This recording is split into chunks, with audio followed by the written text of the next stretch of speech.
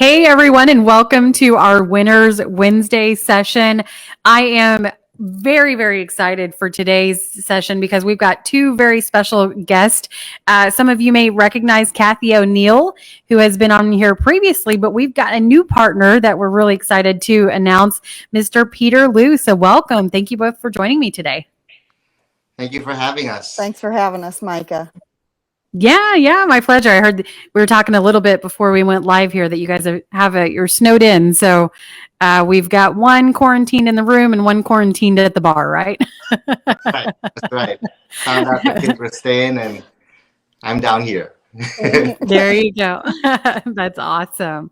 Well, great. Well, we're going to go ahead and dive in if you don't mind. So with that said, we can kind of start with you, Cathy. If you guys can just tell me how long you've been in real estate and how you originally got into real estate. I've been in real estate since spring of 2004. And prior to that, I did some rehab properties and did some 1031 exchanges, and then decided I really just wanted to do full-time retail residential real estate. Oh, wow. Awesome. And how's it going so far? Going pretty good. Lived through the last almost 20 years, so we're making it. Last year was insane, and this year I hope to be as good, if not better. Fantastic. Well, awesome. How about you, Peter? I know that I'll kind of say this just real quick. So Peter joins us. He's in the top 10 of his MLS. I think over 73 million sold last year. So how long have you been in real estate? I mean, what's your story? So I've been in real estate. This is the 16th year now. We started in 2006. That's right when everything was hitting the fan. Yeah. And I actually started as a commercial broker, was doing mostly investment purchases for my clients. And then, when the market started to crash, everybody switched over to residential, and they said, we want you to start doing residential real estate. And my first thought was, oh my gosh, I'm going to have to work on the weekends now. And they're like, no, we don't care. You're going to have to work. And so we made the transition. I still do some commercial as well, but it's more heavy on the residential side. And I found I really do like the pace and the tempo and the clientele that I deal with. So yeah. That's awesome. It's been good. So how many transactions is that? $73 million in sales last year. Do you know offhand how many transactions that was? It was a plus or minus 250 transactions. Wow. That's amazing. What is the average price point in St. Louis? Like 200 and some change? Yeah, I think it's like 230 something, 250. Yeah.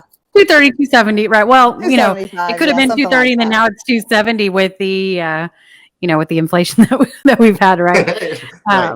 Over the past year, yeah. Right. Absolutely. Well, cool. So I know both of you are in different, places in your career. You've had different sets of expansion. So Cathy, we'll go with you first.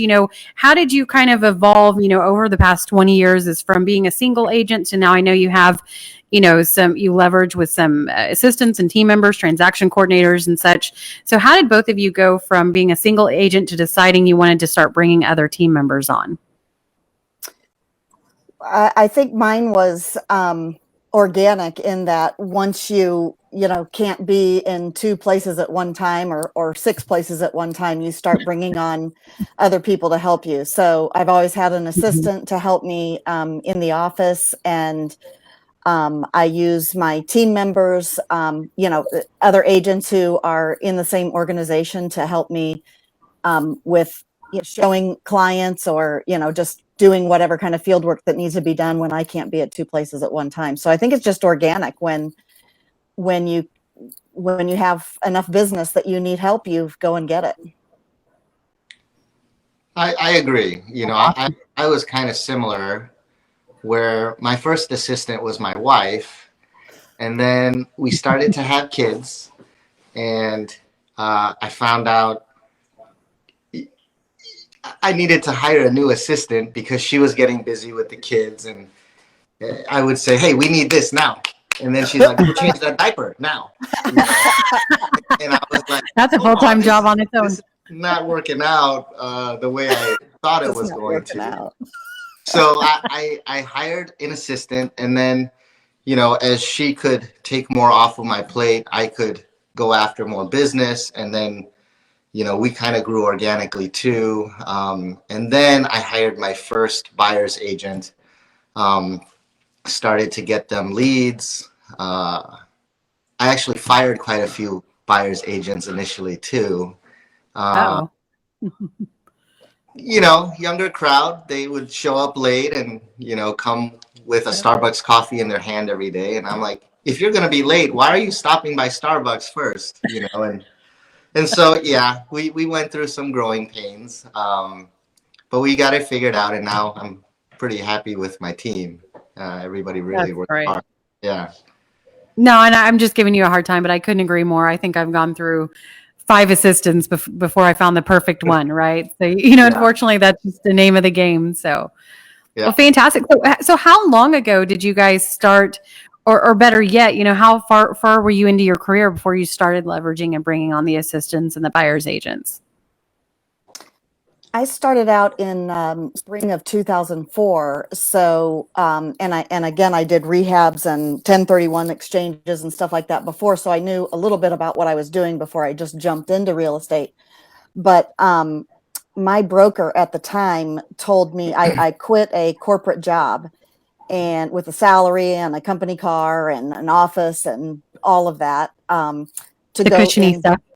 Yeah, to go into, a full commission job. And so I think it was 3 months in, he could just see where the business was going and said, you need to hire an assistant. And I looked at him like, are you insane? Like, I just spent a year saving money to make sure I had enough to make it my first year in real estate. Now you're telling me I have to go hire somebody for $50,000 a year. Anyway, he was right. And that was 2004, 5, and 6, and I couldn't have done my business without her. So I That's think I amazing. was three months in interviewing an assistant. That's amazing. How about you, Peter? So I think you figured it out a lot earlier than me. I didn't hire my assistant that was not my wife until like 8 years in. And it was just a situation where we felt like, some things were falling through the cracks and we weren't, on top of our game at all times. And it just concerned me that I wasn't maintaining the quality control. Right. And then, slowly, well, not very slow, as soon as my wife started doing all the paperwork, I figured out I really hate doing paperwork, and I'm like not useful, not techie. As you can see, that's why we're 15 minutes late because I couldn't figure out my phone situation. That's because you need an apple. I had my wife to help out in this situation again. So yeah, we didn't hire our first hire until, and maybe it's because I'm kind of the older I get, the cheaper I get, I think, and you want to, control your budget and watch your numbers and feel like you're not wasting money, I guess. So it took me a while to figure it out, and that also might be why I have high blood pressure now. So I would suggest, trying to figure out your numbers and seeing what makes sense. And if you can get, deeper into, what you're doing, then it makes a lot of sense. Yeah, no, absolutely. And I was actually listening to a book. I'm sure you guys are familiar with this, but The Miracle Morning. And one of the things that I listened to this morning is a lot of times, especially in real estate, right? In order to make more, we try to do what? We try to add hours to our day. We're like, how much harder can I work? Just like you said, Peter. Yeah. But in reality, it's not about addition. It's actually multiplication. And the only way to multiply is by leveraging and bringing on team members. So I think that's, for those that are watching, whether you're already running a team or you're considering starting a team, I think that's something that's really important because a lot of us, myself included, Peter, I think about, well, I don't want to pay all these people and these are things that I can do myself. Well, in reality, I didn't realize that I could grow a lot faster if I leveraged and brought on other people. So with that said, what has been the number one key that you guys would say for your success? You're obviously both very productive, highly productive real estate agents in your market, well respected. What's the number one key to your success? Uh, I don't know. I would say, hard work and good ethics are great, but at the end of the day, it's the service. You got to treat people right. They have to want to refer you back out to their friends and family, and that's where it really can snowball. You don't want to have one and burn one, and then that's it. So I think just being honest with people, shooting people straight, and being respectful. I think for me, that's really kind of been what's helped us the most. I think that's great. It's your reputation, right? Yeah. Yeah, and I would agree with Peter. I would say integrity throughout the entire, integrity period is what my foundation is grown up on, but also just making sure that your client trusts you and you can gain rapport with your client quickly. If you can gain rapport with people quickly and they can trust you, then you're a team and you can go out and do anything together. You can buy or sell or do whatever it is they need to get done. You can do it together when you have a quick connection. Absolutely. And speaking of connection, let's talk about kind of how have you guys connected? We're obviously all here. I'm in Puerto Rico. You both are in Missouri on a snow day. How are you now connected and going to be able to work together in the St. Louis market? Well, Peter and I have known each other for several years and really just got more closely connected in the last several months. And I talked to Peter about all the wonderful things that EXP has done for me and my life and my family and my future. And the really inspiring thing about Peter is that he was mostly concerned about what value he could bring to his team. And he wanted to make sure that his team was truly taken care of. And so we were able to show him how the benefits of EXP would really benefit, really help out his team. And it was so inspiring that he was not the last person he was concerned about was himself. Yeah, I agree. It's true. It's true. We like to treat our team members like family, because at the end of the day, if you have a rotating door, you're not really getting any traction or growing. And so that was one big reason. And, Cathy was not the first person to mention EXP to me. But, going back to the family thing, and all the way up to Micah, I spoke with several folks within EXP, but I felt, it's hard to put it into words. You had a warm, fuzzy feeling at the end of the day that, I think these people are genuine and care about, my situation and want me to grow as well. And, I thought it was a good match. I thought, the mindset was very similar, and I appreciated that. And so here we are. No, I love it. And I really, I love and respect both of you personally and professionally, because I remember those conversations, Cathy, that you mentioned about Peter. And it was always about his team members first. How is this going to work for my team? Do they have the same benefits that I do? And I think that's one of the biggest thing of why big top teams and broker owners join EXP is because for the first time they can give them the opportunity to grow and become a shareholder and revenue share. So with that said, for both of you, what was the reason that you decided to jump ship? I mean, obviously you're doing extremely well and join EXP. Uh, I'll go because mine's probably shorter than Peter's, but I loved the brokerage that I was with, and I saw an opportunity to do business and grow beyond just selling houses, getting paid, selling houses, getting paid. When I'm 70 years old, this is the only way I can make money. There was no 401k per se. There was no opportunity to help my business grow in any other way. And so when I saw the model of EXP and saw that there was an opportunity to help other agents do what I was doing, and help them grow and have a 401k and have stock opportunities with the company and help the company grow and get compensated for that. That's what I've been looking for. I went to another company several years ago to do the same thing, and it did not work out. So here I am. I love it. I have finally arrived, as I say.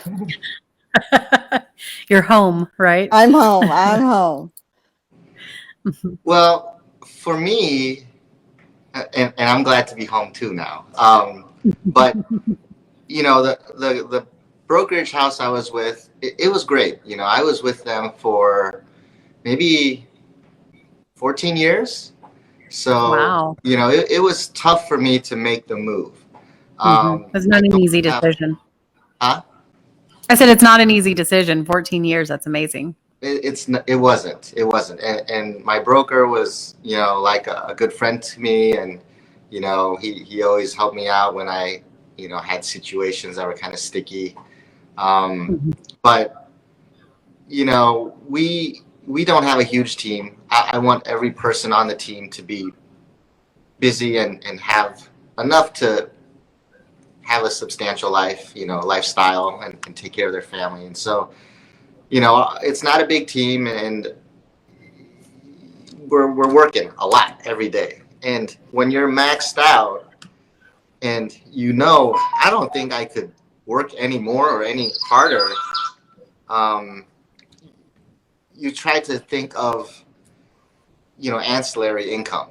And with EXP, there's all this extra stuff that you can, focus on as well and continue to grow. Not this way, but this way and this way.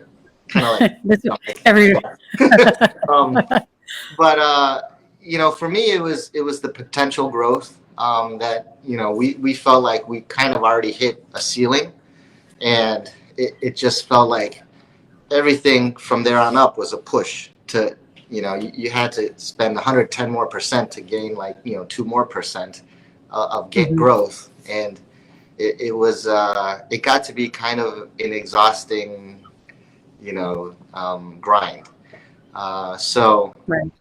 I'm very excited. I'm very excited for all the potential and things that we can do here, and yeah, it's good. So with that said, what are some of your goals for both of you? I mean, now you're both home. So where are we going to see Peter and Cathy in the next few years? In the house next door to you.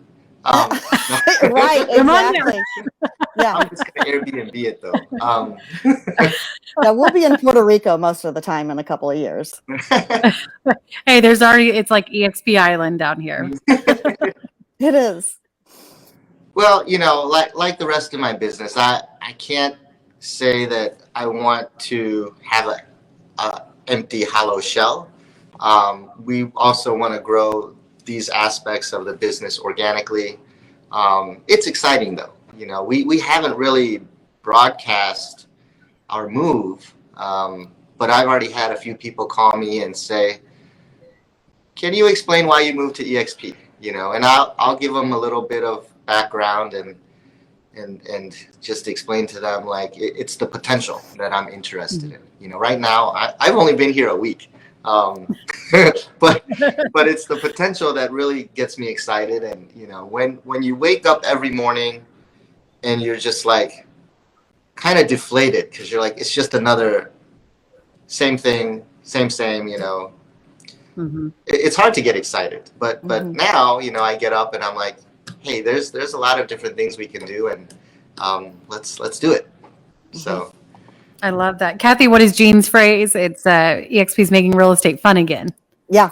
And it's the truth. I mean, because everybody you talk to, all my wonderful clients that I've had over the years, I'm really good friends with, I are working on my behalf. I have a client who just flew to India yesterday morning, and he is talking to some real estate agents over there to refer to me. And, I'm excited. I was down in Jamaica between Christmas and New Year's, and I met an agent who is in Calgary, and another agent, I want to say West Virginia, Pennsylvania, somewhere in that vicinity. But anyway, I mean, you can go anywhere in the world, and our international opportunities with EXP are just so wide open. That is just makes me so excited, because I like big, I like globes, I like maps, I like international. I mean, it's going to be fun. So I love to help my clients find their home. I love to, help them get realize their dreams, and they're helping me realize my dreams as well. It's just it's a great, amazing place to be. And honestly, I thought that I had arrived a couple of times in real estate, and looked around at the people that I was working with, and really EXP is the top in terms of leadership and growth and educational training opportunities. I've never seen anything like it. It's amazing. It's a win-win-win, right? Like you said, It for the is. client and for yourself as the agent.